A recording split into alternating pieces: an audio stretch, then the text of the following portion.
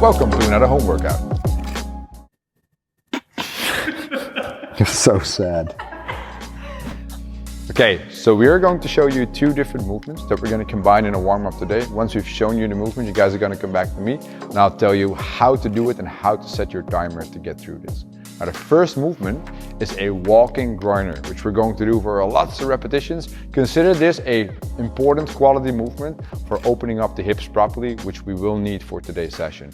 If you guys can go in a plank on long arms for me. I have Fred and Marloes here for the demo. They're going to start off with the right leg, stepping next to the right hand. Boom, coming back in the plank and going to the left. You guys keep going for multiple reps here. Now the idea is, guys, at home, I want you to get off the couch and start practicing this. This is a slow paced movement for quality, and your range of motion standard is very simple. You're gonna always have a 1 second plank in the, let's call it in the middle position, and then you walk your foot forward as far as you can, but ideally you have your heel next to the wrist. That is it. And then your heel is going to make contact with the floor instead of the toes coming into the floor. You guys can rest. That is our walking groiner. Now the second movement, you're going to need your set of bottles for, actually just one bottle, because we're going to do pull-throughs with the bottle in a plank. What I need you to do at home as well is you go in a plank, and please start with the bottle on the right side of the body, both of you. Yes, good. Now go into a plank on long arms. And make sure the bottle is approximately in the line with your, let's say in between your chest and your belly button. That's a good position. And try to get it standing more loose for me as well for the demo. That's good. Now what we do here in this plank is, first of all, we make sure we have a solid plank. And I'm going to challenge Marloes to get her feet a bit more narrow because she's demoing the difficult versions. And Fred, you can widen the stance a bit. Now you're going to take your left hand, reach for the bottle, pull it underneath and place it on the other side. Come back down with the hand and now use the right hand to place the bottle back. Good. And in this pace, you guys are going to keep going. This is the pace that we're looking for the bottle pull-throughs in plank here. While we're moving, we're squeezing our glutes as hard as possible to avoid the tilting of the body to the side. And we're fighting the urge to tilt. That is very important. Make sure you keep your wrist in line with the elbow and shoulder. Very good, guys. You guys can rest. And at home, I'll explain to you the concept. Now, what you do is you're going to set a timer for 6 minutes in total. In that 6-minute time frame, you're going to do 60 walking groiners for quality. That should take you approximately 3 to 4 minutes, right? Now, when you've done that, you're going to take the bottle, and with the remainder of the 6-minute time frame, you're going to just AMRAP for quality that pull through with the bottle. Don't score this, just go for as many good reps as you possibly can.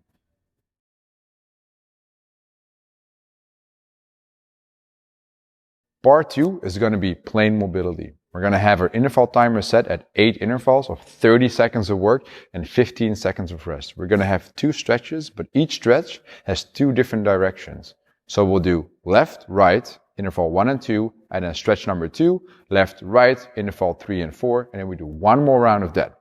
We're going to start off with T-spine rotations, or whatever name you guys can come up with. It looks the following way, and once they've demonstrated it, we're going to start the timer right away. Now what I need you to do is start on the left shoulder. So your left shoulder and hip are on the floor. You're kind of like, you're laying on the floor like you just did an intense workout. You're going to have your hands stuck together. In the starting position, I need your hips to stay squared. You're going to have your shoulders squared as well. And what I need you to do here is brace your belly. And then once your belly is braced, you're going to rotate open. You're going to reach, hold, keep squeezing your belly, and then you're going to come back in. And we do this dynamically for 30 seconds. I'm going to start the timer in 10 from now. And at home, if you guys want to go with us, you go right with us right now. We're starting the 30 seconds in 3, 2, 1. Now, what is very important here, and I can't stress this enough or emphasize this enough, is if you relax the belly, and I don't want you guys to demonstrate that, please don't do it. If you relax the belly, it becomes a lower back opener, because then you can rotate all the way through the spine in the bottom position. But if you squeeze your belly, it's more the middle to upper back rotation, which is the thing we're looking for here.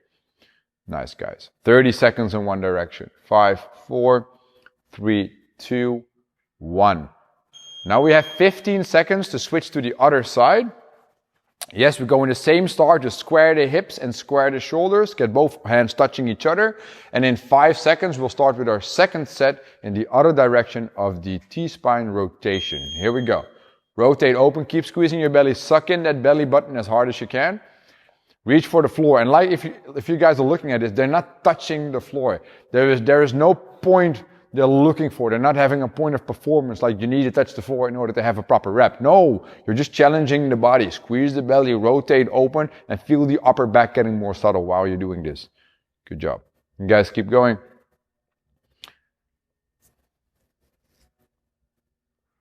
Our second stretch is thread the needle. For that, I need you to start in a sort of a tabletop on your knees underneath your hips. You're going to place your hands more forward than the shoulder. We're going to start off with the right hand forward, the left arm coming underneath the body, pressing towards the floor, and we have 30 seconds of thread the needle here. Okay, what you're doing is you're really pressing and forcing your shoulder into the floor, while in the same time you're reaching away from the body with the hand that is forward, but also with the hand that is going underneath. You're really reaching through here. We got 10 more seconds of this thread the needle. 3, 2, 1. You guys can come out of it and then switch so the arm is in front of the shoulder. You have your palm facing to the ceiling, the outside of your hand pressed into the floor. Slide it away as far as you can. Good. And what I actually want to see here is also here, here's your interval, try to squeeze your belly a tiny bit to flatten the back out. So you want to avoid a complete arch. The more you arch, the more this becomes a lat stretch for the forward reaching arm. The more you squeeze your belly, the more the rotational components can help you to mobilize the shoulders and the upper back. We got 10 more seconds in this interval.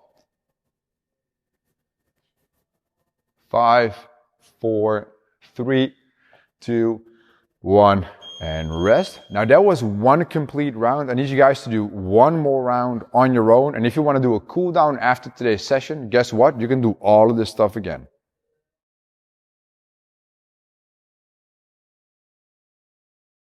We're warmed up, we're mobile, we feel flexible, we're in control, and now it's time to hit some plain ass chest and back work. And what we're going to do here is combine two different movements. It's going to be a bend over row with a resistant band, which we're going to show you different variations of and different levels of scaling, also injury options. And then the second movement will be push-ups. I'll get to the concept after explaining the movements to you. So let's first have a look at Marloes and Fred demoing the bend over row with the band. Now what I need them to do is in the setup position, you guys stay there for a second. Marloes is standing on two sides of the band, Fred just on one side. That means that she's going to have more resistance in the top and Fred has some less resistance there. They're both in a proper hinge, which means slight knee bend, bending from the hip. Belly's going to be nice and tight. Now from here, it's a very simple cue. You're going to pull your elbows back and up. Boom, and you're going to come back down nice and controlled. And you guys do a couple of reps for the people at home here. And what I like with them both is they're not just yanking the band up and then just yanking back down. No, they're pulling up with control and they're controlling the portion of the movement where they come down, which we call the eccentric portion. That is very important to do because often with resistance bands, I see people just letting the band go and I don't like to see that. That's very good. Let's have a look at an injury option that we can use for the bend over row. Why would we do an injury option here? Maybe if you have some bicep tendonitis or some bicep tendonitis attaching to the shoulder or in the elbow, then the tennis arm or the golf elbow, all that stuff, whatever sport you can do that has pain in the elbow, we can mimic that by doing a band pull apart here. Let's go. So I said mimic because we still have upper back work. That's what I meant with mimic here. So we still have upper back work, same as with the row. It's a different way of attacking the upper back, but I love the bend pull apart. Even when Fred comes in to the middle, he still has tension on the band. He never loses tension here, and that is exactly what we need to do. The other cue that I can give you here is this. You pull the band apart. It's a very good cue. Now, we're going to have a look at our second movement of the day in this intense chest and back portion. That is the push-up.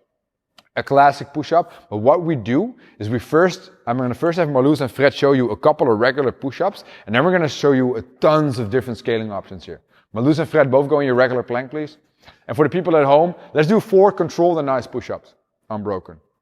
Here we go. So what I mean with controlled is they're in a plank, they're never sagging, they're always in a plank, they come down with the chest touching the floor, and they come up like a plank. You guys can rest here. Now I'm going to give Fred a break. And then Marloes is going to show you a couple of options of making the push-up more complicated. Why would we do that? I'll get to the concept in a second, but the idea is to find a scaling option that you can do for, let's say, around 15 repetitions unbroken. No more than that, preferably 10 instead of 15, but we'll find something. So the first thing she can do is she can widen the stance of the hands. So she's only going to demonstrate 2 reps here. So widen the hands. Yes, make 2 push-ups. This is different and can be way harder. Good, you can rest. Another option you can choose or you can alternate with is narrowing the grip of the hands. So you come more into that diamond position, attacking those triceps a bit better, the hoofijzers. Great job, Marloes. Now sit on the knees. Now another thing that she can do, that's why we have the resistance band here again, is take the resistance band, put it around her back. And that's always a bit iffy because it might slip, but we'll figure out what to do. Go to your most comfortable stance and then start doing a push-up from here. Which means on the way up, it becomes harder. Great way of adding resistance. Great. The longer your arms, the more resistance you will have in the top position. So you might be lucky or not. Now, those were ways of making the push-up more interesting and more complex. If you have plates, you can load plates on your back as well. Now let's have a look at Fred, demonstrating options of making the push-up easier. First one being on the knees. So we're going to go on the knees. And before he starts doing a push-up, if you look at his positioning here, he still has a plank, but now it's from knee to hip to shoulder instead of from foot to shoulder. So from here, he's going to maintain the plank, squeeze belly and butt, come down with the chest and press back up. Great way of scaling the push-up, going to the knees. Another way of scaling the push-up, which gives you a bit more diversity, is using an external object, like a table or a couch or a chair, a safe object preferably. Get into your regular plank and start doing the push-ups from there. Here we go. I use the word diversity here because with the height, you can change and play around with the level of difficulty of the push-ups, and it's easier for you to find the perfect scaling option. Chest and back. Those are the 2 magic words of today. You want to feel bigger after today's session. Now, we just showed you the 2 movements. It was the bend over row with the band and then push-up variations. Now, I was going to explain to you guys the concept, which I'll do right now. You're going to set a timer for 5 intervals. Each interval lasts 2.5 minutes exactly. Now, the idea is this. You start each interval with 20 repetitions of quality bend over rows with the band. Really try to find that squeeze in the upper back and the lats there. That's a fixed number. Then after that, you ditch the band or you keep it, depending on what scaling option you choose. Then we move on to push-ups. And with the push-ups, the idea is simple. You want to hit 1 unbroken set. So 1 set of as many repetitions as possible without stopping in between the reps here. Now, when you do that, you want to find a scaling option or use a scaling of difficulty that we just showed you that allows you to get in between 10 and 15 reps ideally. And you want to try to stick to that one interval at interval. That means you still have probably a good minute to minute and a half of rest in between your next set. So let's start with the action. We're starting and you're going to start at the same time. Wait for the countdown, guys. We're starting in 10 seconds. Make sure you keep quality during the rows. And 3, 2, 1. Let's go. So the idea is that Marloes is standing on 2 sides of the band for more tension in the end position, which will give her a good back bump. And Fred is standing on 1 side of the band. That means that for him, it's easier to change the tension by grabbing the band higher or lower. When your arms are extended in the bottom, you do actually need tension on the band. You should be able to play guitar on the strings there. Good. Now make sure you pull the elbows close to the body, up and back at the same time while maintaining the same position of the torso. So it shouldn't change in position. You don't want to cheat on a banded row.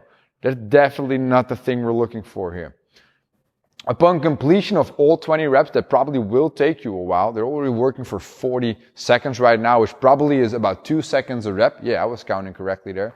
Then we can take a break if we need to, but then we need to move on to that 1 big set of push-ups. And they're choosing a scaling option that fits their level of fitness to do approximately 10 to 15 reps. If it becomes 9 or 16, that's also fine, but I want to give you guys some form of an estimate. So Fred is using the object here as a level scaling. Marloes is going for her strongest push-up stance at the moment, which is the regular stance.